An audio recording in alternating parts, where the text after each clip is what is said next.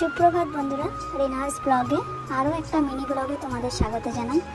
আর সকালবেলায় মনটা ভালো হয়ে যায় আমার এই গাছগুলোতে যখন দেখি ফুল দিয়েছে। আর নিজের লাগানো গাছে যখন ফুল হয় দেখবে মনটা একদম ভরে যায়। সকালবেলা আগে এগুলোই দেখছিলাম, এটা জানি না কি ফুল, কিন্তু মানে রজনীগন্ধার মতন।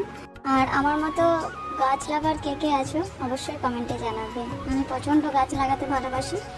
আর সকালবেলায় আমার এই কাজটা থাকে রোজই। ঠাকুর ঘরটা আমি ভালো করে আগে মুছে নিই, তারপর স্নান হয়ে গেছে, এখন ফুল তুলে নিচ্ছি।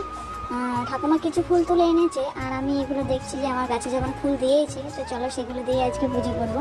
তো এখন চন্দন ঘষে নিচ্ছি আর পুজোটাও আমার এই যে দেখো কমপ্লিট হয়ে গেছে। পুজো টুজো করে এখন একবারে দুপুরে ভাতে চলে এসেছি। এটা হচ্ছে বেসন বড়া দিয়ে একটা সবজি, ডাল আর ডিম ভাজা।